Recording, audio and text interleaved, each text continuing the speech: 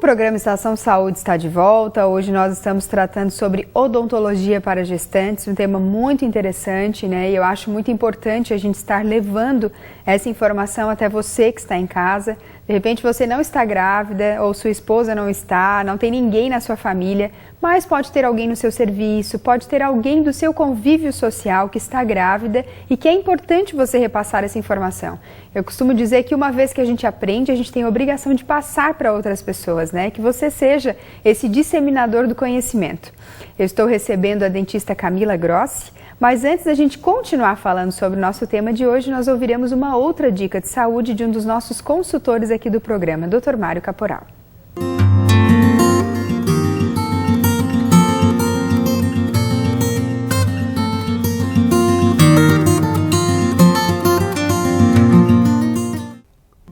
Eu tenho falado dicas assim significativas para as pessoas sobre a osteoporose.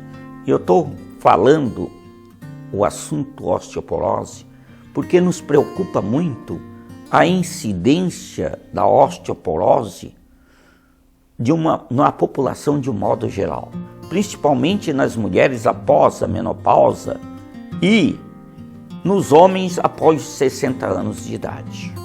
Então, toda mulher deve ter a preocupação preventiva de realizar o seu exame complementar para saber a sua estrutura óssea e como que ela faz isso, como ela realiza a avaliação da estrutura óssea para ver se tem osteoporose ou já para ver se está perdendo massa óssea.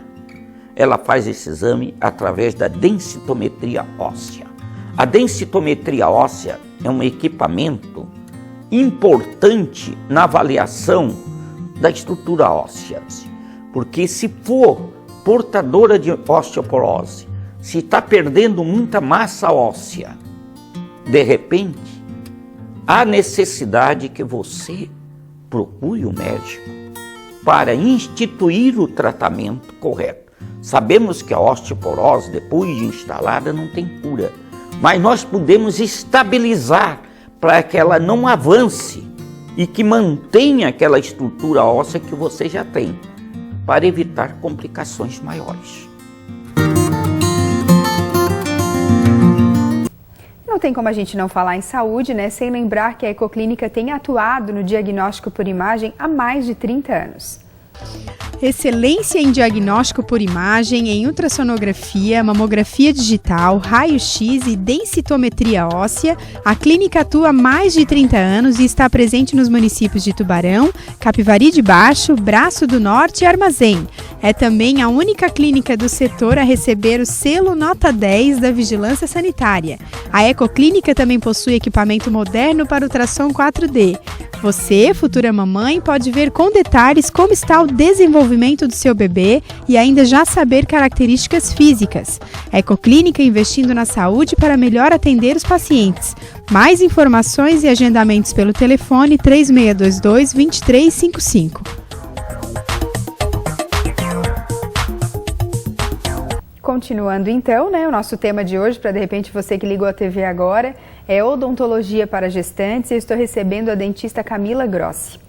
Então, a gente já conversou por que é importante, né, receber esse tratamento odontológico em relação a alguns mitos, né, entre a gravidez e a odontologia. E Camila, em relação aos cuidados especiais para a higiene bucal, quais são as dicas que você dá para quem está nos assistindo? Acho que dá para falar para as gestantes, para as crianças, para os não? Isso.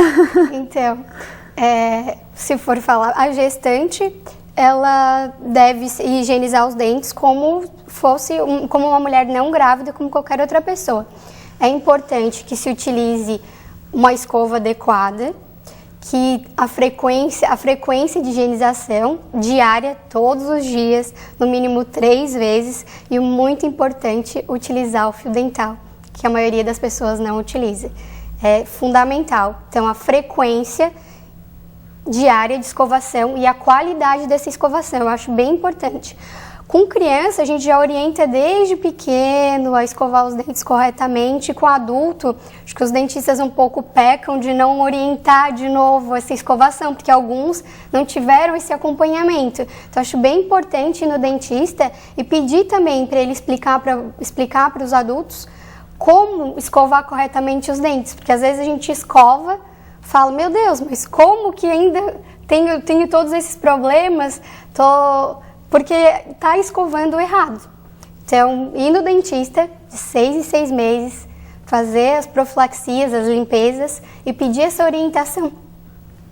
Certo. Em relação aos dentes do bebê, quando eles começam a se formar, que a gente sabe que alguns dizem que tem que comprar aquele que é tipo tu coloca no dedinho, uma escovinha. Alguns dizem que não, é muito novinho. O que a odontologia preconiza para os bebês, né? Para essa criancinha que já está com o dentinho, às vezes come, né? A gente sabe que fruta tem açúcar, mesmo que os pais cuidem dessa questão do doce, eu acho que é necessário escovar, né? Pelo menos o meu filho escovava também. Sim.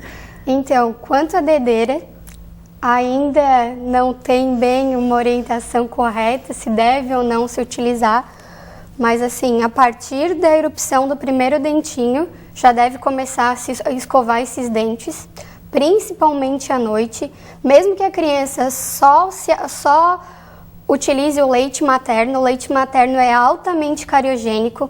A cárie de mamadeira, que a gente utiliza esse termo, ela é bem frequente e ela é bem perigosa.